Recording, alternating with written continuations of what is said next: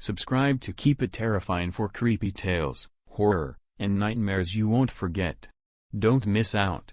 Hit that subscribe button and keep it terrifying. Part 1, The Discovery.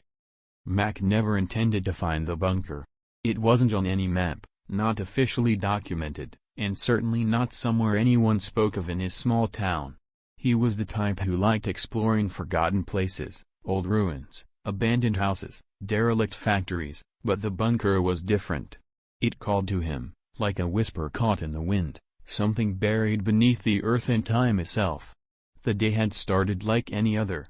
Mac was out hiking near the edge of the dense woods that bordered the outskirts of town. He carried a small backpack with essentials, flashlight, water, some snacks, and a camera. He loved capturing the eerie beauty of decay. That's when he spotted it. A rusted metal hatch half buried in dirt and moss, nearly invisible beneath a thick blanket of leaves and broken branches. Curiosity got the better of him. With effort, Mac cleared away the debris and tried to lift the hatch. It was heavier than he expected, groaning as it moved. Once open, a narrow staircase plunged into the darkness below. The air rising from the hole was cold, stale, and smelled faintly of damp concrete. Mac flicked on his flashlight and descended. Each step echoed, the sound swallowed by the thick silence of the underground. His beam revealed concrete walls stained with age, wires hanging loosely, and signs of hurried abandonment, discarded tools, broken equipment, and faded warnings printed on metal plates. The bunker was deeper than Mac thought. As he moved further, the feeling of unease grew. It was as if the walls themselves were watching, absorbing every footfall, every breath. Then, near a dead end, he found it, a heavy door with a faded red sign above it that read, "Authorized personnel only." Mac hesitated. Something about the door felt wrong, almost alive in its stillness. But he pushed forward, hand trembling, and slowly twisted the handle. The door creaked open. Inside was a room bathed in flickering fluorescent light, the hum of old machinery faint but persistent. At the center stood a console covered in dust, screens cracked and dark. But on a rusted table lay a notebook, its leather cover worn but intact. Mac picked it up and flipped through the pages, filled with scrawled notes and frantic sketches, maps, symbols, diagrams of strange machines. The writing grew more chaotic toward the end, desperate, warning of something beneath the bunker. He didn't believe in ghosts or conspiracies. But now, staring at those pages, Mac felt the cold touch of dread creeping over him. This bunker wasn't just abandoned, it held secrets someone had buried deep and tried to forget. Suddenly, the lights flickered violently. The hum turned into a low growl. The walls seemed to close in. Mac's heart pounded. He had to get out. But as he turned toward the exit, the heavy door slammed shut with a deafening bang. And then, silence. Part 2, The Darkness Below. The heavy door sealed shut behind Mac, the echo of the slam ringing in his ears like a final warning. He jabbed at the handle, rattled the frame, nothing budged. The hum of the machinery shifted again, morphing into a low, rhythmic pulse that seemed to vibrate through the concrete walls. Mac's flashlight flickered, then stabilized. His breath came in shallow gasps as the cold air pressed closer, wrapping around him like invisible hands. He wasn't alone down here. He could feel it. Something was watching. The notebook was still in his hands, the pages trembling. He flipped through it again, desperate for answers. Most of the scribbles made little sense, ramblings about containment breaches and infinite corridors. But one page caught his eye. There was a crude map drawn in ink, marking a path from the main room to what was labeled only as the core. Mac's instinct screamed at him to leave, but something deeper pushed him forward. He stuffed the notebook into his backpack and began searching for the way forward, running his flashlight over the walls. A narrow passageway he hadn't seen before crept open beside the room's far corner. The walls here were damp, slick with condensation, and the air tasted metallic. The further he walked, the darker it became. His light barely penetrated the gloom, and soon, the sound of dripping water echoed, mixing with a faint mechanical grinding in the distance. As Mac descended deeper, the air grew colder. The concrete gave way to rusted metal catwalks suspended over what seemed like an endless abyss. The low pulse he'd heard earlier grew louder, as if the bunker itself had a heartbeat. Mac's skin crawled. The deeper he went, the more the bunker seemed to warp, corridors twisting and stretching like a nightmare maze. At one point, he passed a door with claw marks gouged deep into its surface, metal warped as if something had tried to tear its way out. He stopped. His flashlight caught movement, shadows shifting just beyond his sight. The hairs on the back of his neck stood on end. He spun around, shining the beam into the blackness. Nothing but silence stared back. The map led him to a large chamber, doors sealed shut with heavy bolts. The walls pulsed faintly, illuminated by a sickly green glow seeping from cracks. The notebook's notes whispered warnings about something beneath us, sleeping, waiting. Mac's breath fogged in the icy air. He felt eyes on him, something ancient and patient. And as he stared at the sealed doors, he realized the bunker hadn't just been abandoned. It had been a cage. The hum rose to a roar, shaking the chamber. The bolts snapped one by one. The doors began to grind open, revealing a darkness so deep it swallowed the light. Mac's heart hammered as he stared into the void beyond. Part 3, The Core. The heavy doors groaned wider, scraping against the floor with a sound that felt like nails on a chalkboard. Mac's flashlight flickered wildly, struggling against the oppressive darkness that spilled out like a black tide.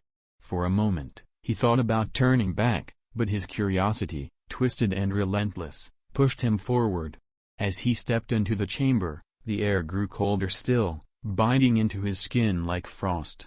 The green glow pulsed stronger here, emanating from the walls covered in strange, organic growths that writhed beneath a slimy sheen. The floor beneath Mac's boots was uneven, cracked open in places, revealing veins of something dark and pulsating below. In the center of the room stood a monolithic structure, towering and covered with tangled cables and blinking lights long since corrupted by rust and decay. It looked like a heart, huge, mechanical, alive. The notebook called it the core, the source of the bunker's unearthly energy. Mac felt a pull, as if the machine was calling to him. He stepped closer, hands trembling. The humming had grown into a deep, rhythmic thrum, syncing with his own heartbeat. His flashlight illuminated a console attached to the core, its screen flickering to life the moment he neared. Words appeared, distorted and garbled, but readable. Do not awaken. Containment compromised. They come. Mac's skin prickled with cold sweat. The warnings seemed to echo in the chamber. The core's pulsing accelerated, shaking the ground beneath his feet. Suddenly, the organic walls quivered and a wet tearing sound filled the air. From the shadows, something moved. A low growl echoed from the darkness, something large, something alive. Mac's flashlight caught the gleam of eyes, cold and hungry, watching him. He stumbled back, heart pounding in terror. The creature emerged slowly, a twisted mass of sinew and metal, limbs that looked broken and wrong, moving with unnatural jerks. Mac realized with horror, this wasn't just a bunker. It was a prison. And whatever lay beneath had been locked away here, kept from the world above. The creature lurched forward, emitting a grotesque, guttural sound. Mac sprinted, the core's alarms shrieking in protest. The bunker trembled, shaking loose years of dust and debris. He had to get out, had to escape the nightmare he'd uncovered. But as he reached the corridor leading back, the walls seemed to stretch impossibly long, the bunker warping around him. The exit, his only way out, was slipping farther away, swallowed by the dark. And then, the growling closed in. Part 4, The Loop. Mac sprinted through the corridor, lungs burning, heart slamming against his ribs. The growling behind him never faded. It followed with unrelenting steps, metallic claws clattering against concrete and metal. His flashlight beam jittered across the warped walls, catching glimpses of symbols, drawn in blood, etched into steel, warning in languages Mac couldn't read but instinctively understood. Turn back. Do not proceed. You are not alone. The walls pulse like arteries now, the green glow replaced with a sickly red throb that matched the rhythmic pounding in his head. Mac didn't remember this hallway being so long. Every turn led to another corridor. Every door he opened only led deeper into the maze. He screamed in frustration. The path back to the entrance was gone. Something was wrong with time, or space, or both. The bunker didn't just hold something. It was something. A living structure, reshaping itself. Watching him. Feeding on his fear. His flashlight flickered again and died. Complete darkness swallowed him. Mac froze. His breaths came in ragged gasps. Behind him, the faint sound of wet dragging crept closer. The creature was toying with him, waiting for him to break. He fumbled for the spare batteries in his pocket, hand shaking. Just as the dragging sound stopped, he snapped the flashlight back on. It illuminated a room he hadn't seen before. The walls were covered in photographs, hundreds of them, all pinned or taped, some decades old, curling and yellowing. Each photo showed a person. Some looked like workers, some like soldiers, and some like explorers. In the center of every photo was the same thing, the core. And each photo was labeled with a name. At the end of the line, Mac found one freshly pinned photo. His breath caught in his throat. It was him. Taken only minutes ago, it showed him standing in front of the core, face pale and eyes wide. Below it, scrawled in red marker, was his name, Mac. Suddenly, the lights in the room buzzed to life, dim and orange. A speaker crackled in the corner, and then a voice, raspy, distant, almost mechanical, spoke. New subject confirmed. Sequence reset. The floor beneath him jolted. With a metallic groan, it began to descend. He was on an elevator, and it was taking him deeper. The walls around him shimmered, and the layout began to change again, forming a different path. Mac screamed and pounded on the buttons. Nothing worked. The air grew colder as the elevator plunged into the lowest levels of the bunker, where even the walls seemed afraid to exist. Finally, it stopped. The doors creaked open. Ahead lay a hallway darker than any before, silent, wet, breathing. Mac knew, this wasn't just a trap. This was a loop. And he had just become part of it. Part 5, The Last Door. Mac stepped off the elevator into a corridor that didn't feel like it belonged in the world. The walls were no longer concrete or steel, they were something darker, slicker, like skin stretched over bone. The air was thick, damp, and strangely warm. Every breath felt like it was being inhaled through a living throat. There was no map now. No notebook. No symbols. Just a single corridor, gently sloping downward, the walls twitching with unseen muscles. The rhythmic pulse returned, louder than ever, no longer mechanical but organic, like a heartbeat echoing from beneath the earth. He walked slowly, the silence pressing in on him like pressure at the bottom of the ocean. As he moved deeper, he heard whispers, not in his ears, but inside his skull. Thousands of voices, overlapping, indistinct. And yet, somehow, he understood. You opened it. You let it breathe again. We were the lock. You broke it. Mac clenched his fists, trying to ignore them, but the images came unbidden, visions of the core pulsing with life, the creature clawing at the inside of the earth, the other explorers, all lost, all consumed. At the end of the hall was a door.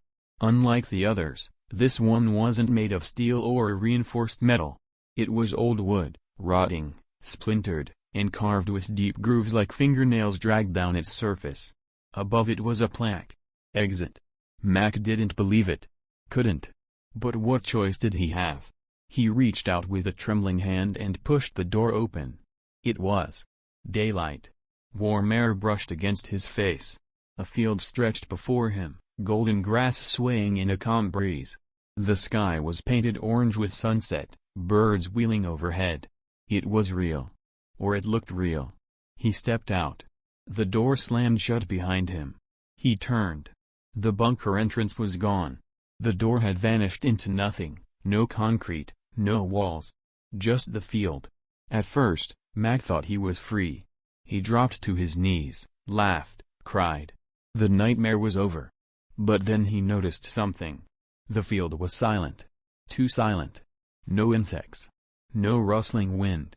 No bird song, despite the birds overhead, which didn't flap their wings. They just hovered, frozen in place. The sun didn't move. The air didn't change. Mac turned around in a slow circle. There was no town. No trail. No path. Just field, in every direction, forever. His laughter died. In the distance, something massive rose from beneath the ground, taller than any building, faceless, limbless, a shifting mass of flesh and steel.